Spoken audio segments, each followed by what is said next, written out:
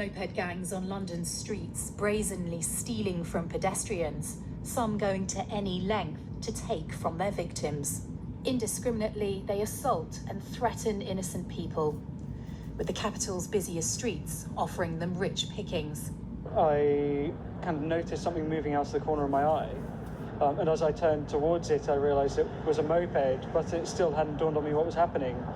They snatched my phone and rode off down the road. It wasn't really helplessness for me, it was definitely anger. Hira was just one of many moped crime victims last year. Now, new figures obtained by BBC London show that moped-assisted thefts and robberies in our shopping hotspots have increased sixfold over the last 2 years.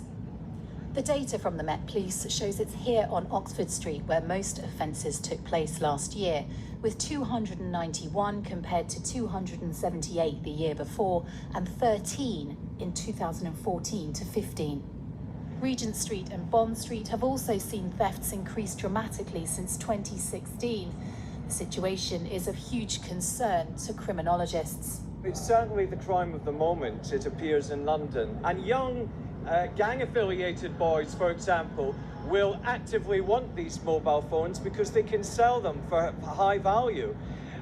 They can be decoded, they can be reused, so there's a profit margin to be made. Earlier this month, a 22-year-old man was stabbed after he chased down a moped passenger who snatched his mobile phone out of his hand on Oxford Street.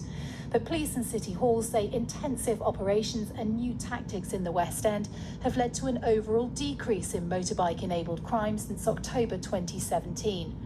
So we've been working with the Metropolitan Police very hard over the last year to deal with moped crime and the snatches and the thefts that are happening on mopeds. And the money that the Mayor has put in this week into extra policing and extra officers on the street will have an impact on all crime. So that includes moped crime. We've also been working in partnership, calling on the motorcycle moped manufacturers to do their bit to ensure that it's harder to steal mopeds. Despite these assurances, Hira says it's no surprise he still feels unsafe and is always wary when walking alone. I do look over my shoulder more than I used to. So there is a slight feeling of being on edge still, just because of what happened back then. But, I mean, that's to be expected.